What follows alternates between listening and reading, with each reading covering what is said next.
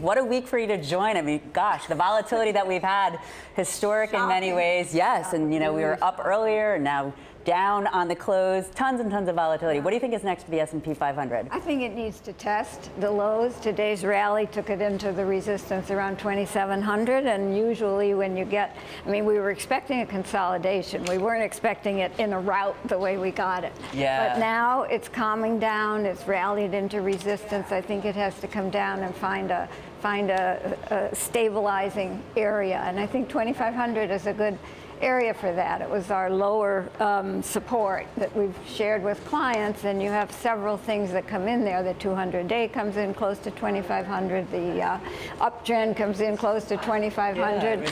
Yeah, there you are. Yes, exactly. So 2,500.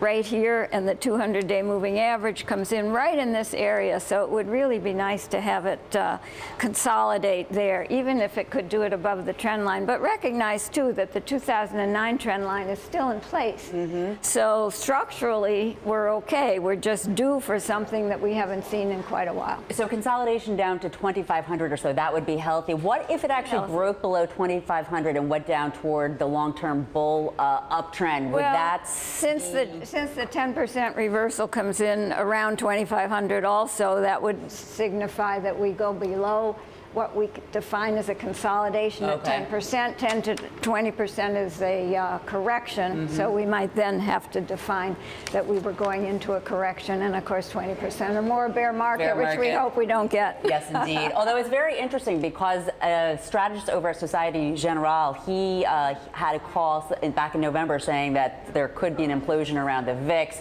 and some of these inverse VIX products.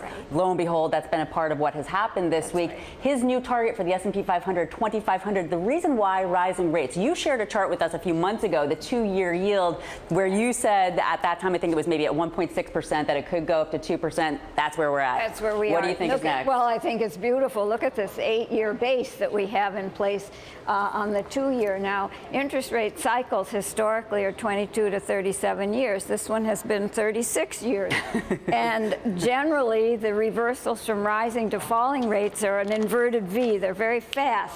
But the ones from falling rates to rising rates are very slow, saucer-like affairs, simply because all of them have dealt with deflationary pressures, and it takes time to come out of that deflationary environment. Interesting. And now I think we're out of it. Doesn't mean we're going into high inflation. It just means that the cycle has shifted, and we're in a new rising rate cycle. Does that mean we could go to 3% relatively quickly? Yeah. I don't know how quickly. It doesn't have to be quickly, but that's what we're looking for. Wow, that would certainly pressure stocks probably. And super quickly, Cisco Systems. Yes. These shares are making a big one breakout. of the interesting things about an environment here where we have a correction or a consolidation coming into place is there's always something to buy as the market goes down.